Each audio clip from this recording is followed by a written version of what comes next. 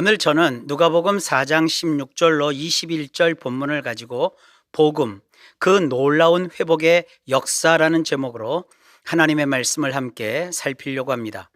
예수님을 이 땅에 보내시기 전 하늘에 계신 아버지께서는 구약의 아담을 시작으로 때때마다 우리 인간에게는 구원이라는 회복이 필요하고, 구원은 사람의 노력으로 얻는 것이 아니라 오직 하나님이 마련하신 방법으로만 가능하며, 하나님이 정한 가장 최적화한 때가 되면 하나님께로서 나신 자가 기필코 그 구원을 완성하여 진정한 회복이 이루어질 것이라고 미리 알려주셨습니다.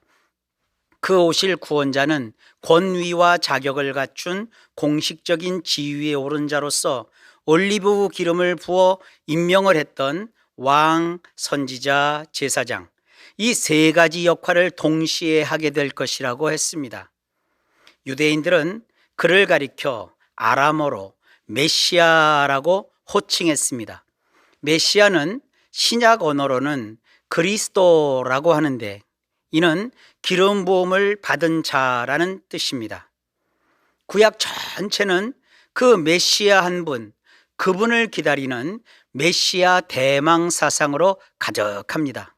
최초의 인간이며 동시에 온 인류를 죄의 구렁텅이에 빠뜨린 타락의 원조인 아담 때에는 사탄의 머리를 상하게 할 그분으로, 아담의 칠대손 365살의 죽임을 보지 않고 천국에 갈 때까지 곧 닥칠 대홍수 심판을 예언하며 전도하는 삶을 살았던 에녹 시절에는 그 수만의 거룩한 자와 함께 임하실 주님으로, 그가 지은 방주로 물의 심판에서 건짐받아 인류를 다시 시작하게 한 노아 때에는 구름 사이에 있는 무지개를 보고 영원한 생명의 언약을 기억하시는 엘로힘, 곧 하나님으로, 믿음의 조상 아브라함 때에는 해가 져서 어두울 때에 연기 나는 화로가 보이며 밝게 타오르는 횃불로서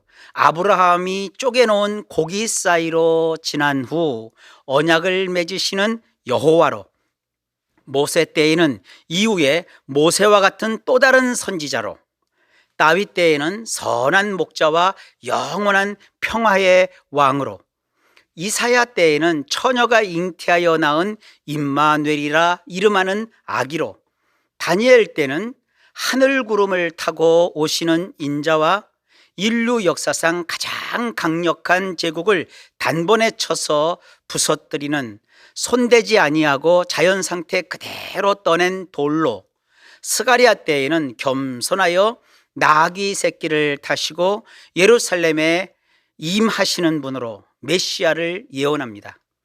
이처럼 인류를 위해 하나님이 보내시겠다고 약속하신 메시아는 시대마다 다른 방식과 표현으로 등장하지만, 그가 오시면 행하실 일과 그 결과는 공통됩니다. 그것을 요약해 정리해 놓은 것이 오늘 본문 말씀입니다. 주님이 이사야에서 찾아서 읽으신 이 말씀은 이사야 61장 1절로 2절 말씀입니다. 정확한 해석을 위해 저는 오늘 본문 가운데 핵심이 되는 18절 이하의 말씀을 원어에서 그대로 직역을 했습니다.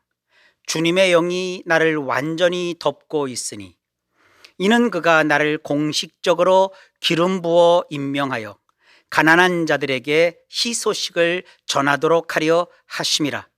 그가 나를 파송하여 마음이 산산조각난 자들을 치료하고 사로잡힌 자들에게 석방된다는 것을, 맹인들에게 시력이 회복된다는 것을 선포하며 진 이겨져 맥 못 추는 자들을 풀어내어 제대로 살도록 파송하여 주님의 덱토스의 해를 선포하려 함이라. 예수님은 하늘에 계신 하나님 아버지께서 이 땅에 보내주신 공식적인 분이십니다. 오직 한 분뿐이신 메시아이십니다. 우리 성경은 원문을 의역하여 주의 영이 내게 임하였다라고 번역했지만 원문으로 보면 히브리어로 된 구약 이사야 61장 1절이나 헬라어로 된 신약 누가복음 4장 18절 모두 나를 완전히 덮었다라는 뜻입니다.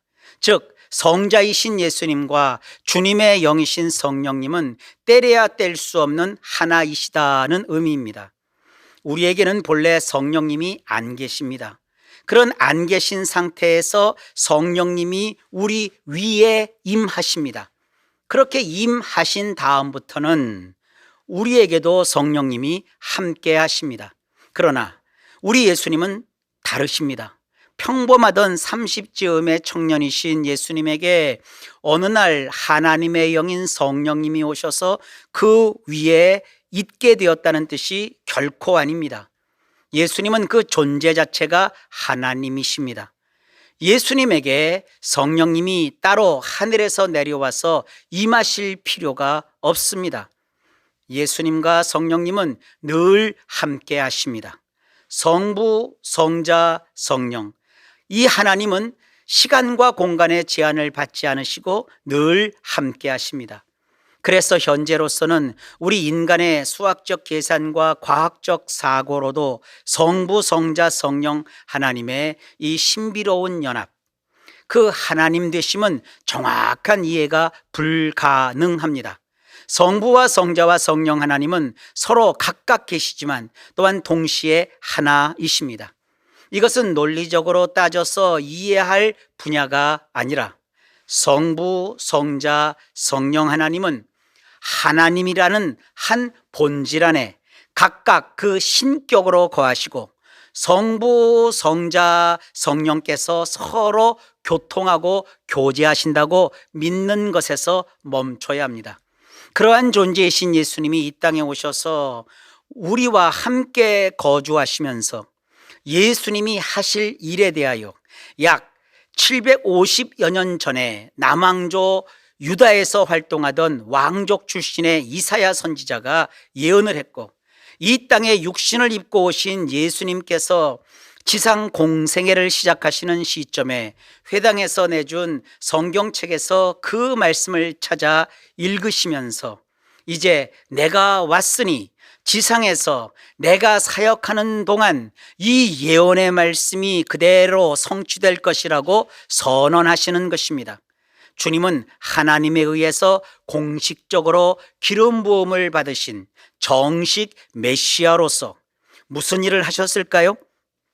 우선 우리가 알아야 할 것은 주님이 하시는 일의 대상은 가난한 자들이라는 사실입니다. 가난한 자란 충분한 표현이 아닙니다. 구약에서는 아나부라고 하고 신약에서는 푸토코스라고 하는데 이것은 매우 부정적인 뜻입니다. 아나부는 가진 재물도 없고 배운 지식도 없어 힘도 권력도 돈도 없이 그저 순박하기만 한 그런 사람을 뜻하는 것이고요. 민초라고도 하고 민중이라고도 부르는 소위 권력자들이 국민이라고도 하고 왕들이 백성이라고도 하는 시키는 대로 고분고분 따르는 그런 자들을 가리킵니다. 신약의 푸토코스는 그 뜻이 더 비참합니다. 빌어먹어야 목숨을 부지할 수 있는 극빈자를 뜻합니다. 가진 것이라고는 가난밖에 없는 사람을 말합니다. 영화나 드라마에서 막대먹은 부유층의 기득권자가 어떤 사람을 보면서 저 거지들 그러면서 깔보는 그런 부류에 속한 자를 의미합니다. 성경에 이런 극단적인 사람을 언급하는 이유는 우리 주 예수님이 상대하시는 사랑의 대상이 누구인지 강하게 극적으로 어필하기 위한 성경 기자의 의도이기도 합니다. 내가 약할수록, 내가 가진 것이 없는 자일수록 사실 예수님에게는 더 가깝습니다. 그러나 안타깝게도 현실에서는 그렇지 않습니다. 예수님은 세상에서 멸시천대를 받는 극빈자, 아무것도 가진 것이 없는 사람에게 희소식을 전하기 위해 오셨는데 오히려 그런 분들이 주님께 가까이 나오지 못하고 있는 것이 현실입니다. 어쨌든 주님이 이 땅에 오신 목적은 가난한 자들에게 희소식을 전하기 위해서입니다. 우리 성경에서는 이사야 61장 1절에 아름다운 소식을 전하게 하려 하심이라고 원문에는 없는 아름다운이라는 형용사를 덧붙였습니다. 그리고 오늘 본문에서는 복음이라고 풀어놓았습니다. 구약이든 신약이든 이 대목은 둘 다 희소식, 좋은 기별, 행복한 뉴스, 얼굴에 주름이 펴지는 소식을 전하는 것을 의미합니다. 정말이지 거지 같은 인생, 되는 일이 없는 인생, 뭘 해도 다 망치는 그런 삶을 사는 사람에게 예수님이 전하는 도대체 무슨 희소식, 수심이 가득하여 찌푸러진 얼굴 주름이 펴지는 그런 소식이 있다는 것일까요? 첫째, 예수님이 오셔서 마음이 산산조각난 자들을 치료하시는 일을 하신다고 합니다. 이 본문 구절의 원조인 이사야 61장 1절에는 마음이 상한 자를 고치며 라고 적혀 있는데 우리 한글 성경에는 이 문장이 송두리째 삭제되어 있습니다. 영어의 흠정력 성경에는 표준 원문에 적힌 내용을 적어 놓았습니다. To heal the broken hearted, 다시 말해 깨진 마음을 가진 자를 치료하며 라고 써놓았습니다. 현대인들에게 정말로 심각한 것은 마음의 상처인데 지금의 한글을 사용하는 한국식 기독교는 마음 치료에 별 관심이 없는 것 같습니다. 하지만 우리 예수님은요, 구약 이사야 선지자의 예언대로 당신께서 이 땅에 오신 이유는 마음이 산산조각난 사람들을 치료하는 일을 하시기 위함이라고 선포하십니다. 이사야 61장 1절을 원문으로 보면 상한 자를 싸매어 준다라고 되어 있습니다. 다시 말해 구약과 신약의 내용을 종합해 보면 우리 예수님은요, 마음이 산산조각난 사람이 나을 때까지 잘 싸매어 주어 완전히 치료해 주신다는 뜻입니다. 인간의 마음에는 육신의 일이라고 하는 안 좋은 요소들이 뒤섞여 덕지덕지 묻어 있습니다. 예수님은 그 요소들을 이렇게 짚어서 말씀하십니다. 사람에게서 나오는 그것이 사람을 더럽게 하느니라. 속에서 곧 사람의 마음에서 나오는 것은 악한 생각, 곧 음란과 도적질과 살인과 간음과 탐욕과 악독과 속임과 음탕과 질투와 비방과 교만과 우매함이니 이 모든 악한 것이 다 속에서 나와서 사람을 더럽게 하느니라. 좀 더 쉬운 말로 다시 얘기하면 우리 인간의 마음에는 산산조각나서 못쓰게 된 아주 나쁜 파편들이 들어있는데 그것이 뭐냐 하면 성적 충동, 도둑질, 살인, 성매매, 탐욕, 악독, 속임, 성폭력, 질투, 비방, 교만, 우매함이라는 것이죠. 이런 마음을 품거나 행동을 하면 죄의식을 갖거나 남의 인생과 마음에 깊은 상처를 남기거나 더 나쁜 일에 휘말리게 되어 그 삶이 산산조각납니다. 예수님이 활약하시던 2000년 전이나 지금 이 시대나 우리 예수님은 어떤 이유나 원인이 되었든 마음이 산산조각난 사람들을 치료하는 일을 하십니다. 예를 들면 자신이 배운 지식과 종교적 신념에 사로잡혀 새로 등장한 예수 복음 쪽으로 따르는 사람들이 많음을 보고 질투와 비방과 교만의 마음에 휘둘려 믿는 사람을 닥치는 대로 잡아 가두기도 하고 죽이는 일에 앞장섰던 사울이라는 사람이 다메섹 도상에서 부활 승천하여 하늘에 계신 예수님을 신비한 방법으로 직접 만납니다. 예수님은 잠깐 그 사울이라는 사람의 눈을 멀게 하신 다음 아나니아라는 목회자에게 붙여 그의 산산조각난 마음을 치료하여 새로운 사람이 되게 하십니다. 그 새 사람 된 사울은 활동 무대를 그 당시 로마 제국 전역으로 넓혀 로마식 발음인 바울이란 이름을 사용하여 노년에 이르러 순교하기까지 복음을 전하는 기독교 지도자가 됩니다. 바울은 그의 말년에 이런 유명한 말을 남깁니다. 나는 사도 중에 지극히 작은 자라. 내가 하나님의 교회를 핍박하였으므로 사도라 칭함을 받기에 감당치 못할 자로라. 그러나 나의 나 된 것은 하나님의 은혜로 된 것이니 내게 주신 그의 은혜가 헛되지 아니하여 내가 모든 사도보다 더 많이 수고하였으나 내가 아니요 오직 나와 함께 하신 하나님의 은혜로라. 하나님이신 주 예수님이 은혜를 자기에게 베푸셔서 여러모로 부족함 많은 자기가 모든 사도보다 더 많이 수고하는 자가 될 수 있었다는 겸손한 이야기입니다. 예수님은 이처럼 오늘날도 마음이 깨지고 상하여 자기 자신도 어떻게 추스리지 못하거나 남을 미워하고 핍박하고 해를 끼치는 사람을 치료하셔서 새 사람 되게 하는 일을 행하십니다. 깨지고 상한 마음에 남이야 죽든 말든 좌충우돌 천방지축 제 잘난 맛에 살던 바울이 예수님을 진정으로 만난 후 그는 새로운 삶을 살게 되었다면서 주님께서 자기에게 이런 사명을 주셔서 최선을 다해 삶을 살았다고 말합니다. 이스라엘과 이방인들에게서 내가 너를 구원하여 저희에게 보내어 그 눈을 뜨게 하여 어두움에서 빛으로 사단의 권세에서 하나님께로 돌아가게 하고 죄사함과 나를 믿어 거룩해 된 무리 가운데서 기업을 얻게 하리라 하더이다.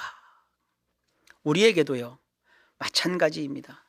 예수님은 먼저 우리의 산산조각난 마음을 치료하여 어두움에서 빛으로 사단의 권세에서 하나님에게로 돌아오게 하십니다. 그래서 주 예수님을 믿는 거룩한 성도와 한 무리가 되어 하나님이 주시는 하늘과 땅, 내세와 현세에 복을 주어 넉넉하게 하시고 희망 가득한 인생, 나도 구원받고 남도 구원하여 살리는 놀랍고 멋진 인생을 살게 하시는 분이십니다. 이런 위대하고 거룩한 회복을 우리 주 예수님이 여러분 모두에게 이루시기를 우리는 확신하고 또 축복합니다. 예수님이 이 땅에 오셔서 십자가에 못 박혀 피 흘려 죽으시고 부활하신 이유는 산산이 조각난 내 마음을 치료하시기 위함입니다. 마음이 아프고 깊은 상처로 나홀로 앉아서 괴로워하지 말고 우리 주 예수님께로 나와서 치료받으시기를 간절히 당부합니다. 둘째, 예수님이 전하시는 찌푸러진 얼굴 주름이 펴지는 희소식은 사로잡힌 자들이 석방되고 맹인들이 시력을 회복한다는 좋은 소식입니다. 본문에서 사로잡힌 자들과 맹인들은 단어는 달라도 그 두 단어가 의미하는 바가 같습니다. 우리 성경에서는 구약이나 신약 모두 이 사로잡힌 자를 포로된 자라고 번역해 놓았습니다. 이는 덫에 걸려 사로잡히거나 눈이 멀어 앞을 못 보게 된 그런 경우를 뜻합니다. 그래서 구약 이사야에서는 포로된 자를 풀어주고 갇힌 자는 놓아준다고 되어 있습니다. 신약 오늘 본문에서는 포로된 자에게는 자유를, 눈먼 자에게 다시 보게 한다, 이렇게 표현하고 있습니다. 예수님은 사람을 종교나 신념 또는 어떤 사상에 잡아매는 것이 아니라 그런 것에서 석방시켜주는 일을 하십니다. 상식이 안 통하는 꽉 막힌 사람으로 만드는 것이 아니라 그랬던 사람을 마치 맹인이 그 시력을 회복하는 것처럼 환하게 앞을 볼 수 있게 하는 일을 하십니다. 그래서 기독교 복음이 전파되는 곳마다 문맥을 퇴치하고 학교를 세워 사람들이 남녀 구별 없이 평등하게 교육을 받을 수 있게 합니다. 기독교 복음은 세상을 행복한 미래로 이끄는 역할을 하는 것이지, 세상줄을 다 끊고 은둔하여 현세가 언제 망하나 지켜보는 그런 이상한 종교가 아닙니다.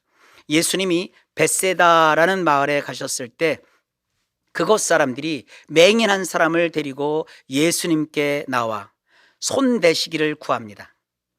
예수께서 맹인의 손을 붙잡으시고 마을 밖으로 데리고 나가서 눈에 침을 뱉으십니다. 참고로 그 당시 사람들은 침을 눈병 치료제로 여겼습니다. 그런 문화권에서 예수님이 눈에 침을 뱉으신 행동은 지금 예수님이 하시는 행동이 맹인의 눈을 고치신다는 것을 사람들에게 깨닫게 하는 일종의 신호였습니다. 이어서 주님이 그 맹인에게 안수하십니다. 그러면서 질문하십니다. 무엇이 보이느냐? 그 맹인이 말합니다. 사람들이 보이나이다. 나무 같은 것들이 걸어가는 것을 보나이다. 그러자 주님이 그 눈에 다시 안수하십니다. 그런 다음 그 사람이 완전히 완치되어 모든 것을 밝히 보게 됩니다. 이는 우리 주님이 하시는 일의 패턴입니다. 주님은 맹인이 그저 눈만 뜨는 그것으로 그치지 않으시고 환하게 모든 것을 밝히 볼 수 있을 때까지 함께 하시면서 고쳐주는 일을 하셨습니다. 무엇에 매였든 어디에 갇혔든 어떤 일로 앞날이 캄캄해졌든 거기에서 나는 끝났다 그러면 안 되십니다. 불가능을 가능하게 하시는 예수님, 우리의 주름을 펴서 환하게 웃게 하시는 주님께서 사로잡힌 자를 석방하시고 눈먼 자의 시력을 회복하는 일을 오늘날도 여전히 행하십니다. 셋째, 우리의 주름진 얼굴이 펴지도록 주님이 하시는 일은 짓이겨져 맹 못 추는 자들을 풀어내어 제대로 살도록 파송하는 일입니다. 이 말씀은 구약 이사야 61장 1절에는 없고 누가복음 4장 18절에만 나옵니다. 예수님 당시 회당에 있던 성경책에는 적혀있는 말씀이었나 봅니다. 이런 차이는 성경 원문의 종류가 한 가지만 있는 것이 아니고 몇 가지가 있기에 그런 것입니다. 주님께서 읽으신 성경책 본문에는 눌린 자를 자유롭게 하고라는 이 구문이 들어 있었던 것 같습니다.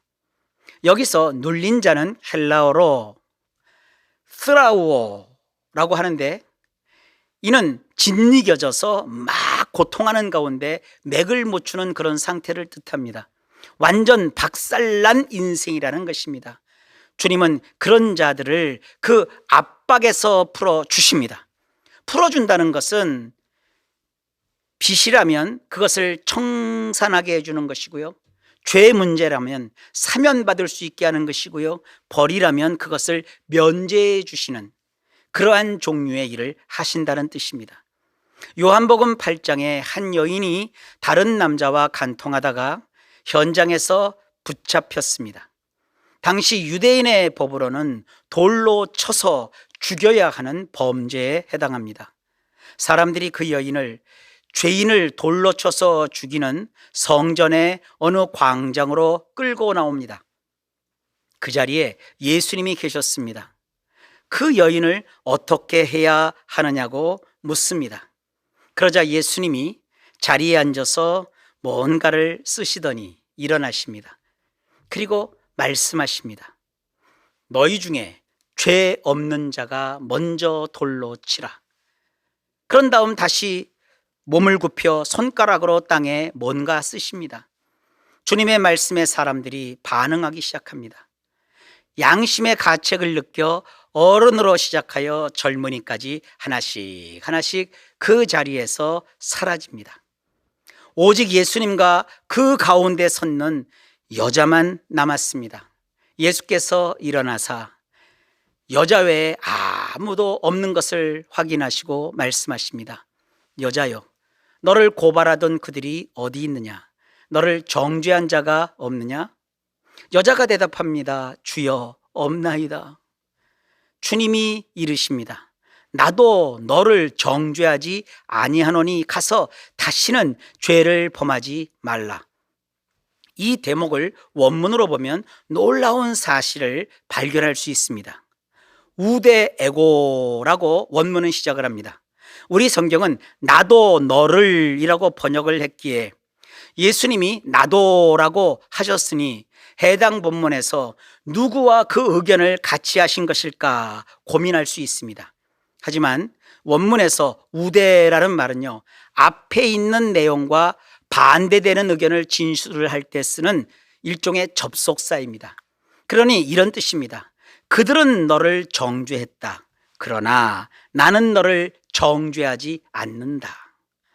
범죄한 여인을 대하는 예수님의 자세와 태도와 생각이 조금 전 사람들과는 완전히 반대라는 의미입니다. 제가 학부 시절 상담 심리학을 배울 때 담당 교수님은 영어 실력에 있어서만큼은 대한민국에서 최고 수준이었습니다. 당시 현대그룹 회장의 개인 영어 통역관이었고요. 전국 대학생 영어 경진 대회에서 우승한 인재이기도 했습니다. 그런데 위로 여러 형들과 누나들이 있는데 어려서부터 가정에서 미련 곰탱이라는 소리를 듣고 성장했다고 합니다. 그래서 뭘 좀 하다가 실수를 하면 스스로 나는 미련 곰탱이라서 그래 이렇게 자학을 했는데 그것이 완전히 습관이 되었습니다. 그런 부정적인 자아 개념이 영어 경진대회에서 우승을 했어도 대기업 회장의 개인 통역관이 되었을 때에도 미국 대사관에서 취직하여 통역하는 일을 할 때도 전혀 가시지 않았습니다. 심지어 결혼해서 아내에게 잔소리 들을 때에도 내가 그러지 뭐 나는 미련 곰탱이라서 그래 이런 생각이 들었다고 합니다. 그러다 중년이 되어 복음을 제대로 듣고 진정으로 예수님을 그 개인의 구주와 주님으로 영접한 다음부터는 그 부정적인 자아 개념이 사라지고 긍정적인 자존감이 생기기 시작했다고 합니다. 예수님이 하시는 일이 바로 그런 것입니다. 예수님은 진이겨져 맹 못 추는 상태에 있는 자를 그 압박에서 풀어주시는 일을 지금도 계속해서 하고 계십니다. 주님이 행하시는 이런 일을 가리켜 오늘 본문에서는 주의 은혜의 해라고 말합니다. 여기서 은혜라고 번역한 이 단어는요, 넥토스라고 하는데 이는 누군가를 환영하는 것, 막 즐거워하는 것, 크지도 작지도 않고 잘 맞는 것, 제대로 어울리는 것, 오케이 하고 받아주는 것을 의미하는 단어입니다. 예수님은 우리를 저울질하는 분이 아닙니다. 예수님은 우리를 웰컴 그러면서 반갑게 환영하십니다. 우리 때문에 그저 마냥 막 즐거워하시는 그런 분입니다. 크지도 작지도 않게 나에게 잘 맞게 이리저리 살펴서 챙겨주시는 분입니다. 나의 삶에서 내 마음에 쏙 들게 나를 대해 주시는 분이십니다. 내가 무엇을 제안하면, 내가 어떤 기도를 드리면 물리치거나 거절하거나 외면하지 않고 오케이 하고 기꺼이 받아주시는 그런 분이십니다. 우리는 그런 시대를 지금 살고 있습니다. 이것을 바울은 내다보고 좀 더 화끈하게 풀어서 이렇게 설명합니다. 우리가 하나님과 함께 일하는 자로서 너희를 권하노니 하나님의 은혜를 헛되이 받지 말라. 이르시되 내가 은혜 베풀 때 너에게 듣고 구원의 날에 너를 도왔다 하셨으니 보라 지금은 은혜 받을 만한 때요 보라 지금은 구원의 날이로다. 아멘. 구약 맨 마지막에 나오는 말라기 선지자가 그가 쓴 말라기 이런 날을 멀리서 내다보며 이렇게 예언을 합니다. 내 이름을 경외하는 너희에게는 공의로운 해가 떠올라서 치료하는 광선을 비추리니 너희가 나가서 외양간에서 나온 송아지같이 뛰리라. 외양간에서 나온 송아지같이 신나게 뛸 수 있도록 주 예수님께서 우리에게 새 날개처럼 활짝 퍼져서 골고루 비추는 치료의 광선을 오늘날도 비추고 계십니다. 그래서 산산조각 난 마음이 치료되고 사로잡힌 자는 석방되고 눈먼 자는 다시 보게 되고 짓이겨져 맹못 추던 인생은 박차고 일어나 외양간에서 나온 송아지같이 힘차게 뛰며 제대로 주어진 삶을 사는 그런 인생 살 수 있습니다. 이런 모든 성도님들 되시기를 예수님의 이름으로 축복합니다. 기도합니다. 하나님 아버지, 예수님께서 우리에게 오셔서 전하신 이 복음은 놀랍고 놀라운 회복을 이루시는 말씀인 것을 오늘 또한 깨달았습니다. 우리 모든 성도님들 회복하여 외양간에서 나온 송아리처럼 기뻐 뛰며 즐겁게 행복하게 멋지게 회복된 인생 살아 누리도록 함께 하시고 복을 내려 주옵소서. 예수님 이름으로 간절히 기도하옵나이다. 아멘.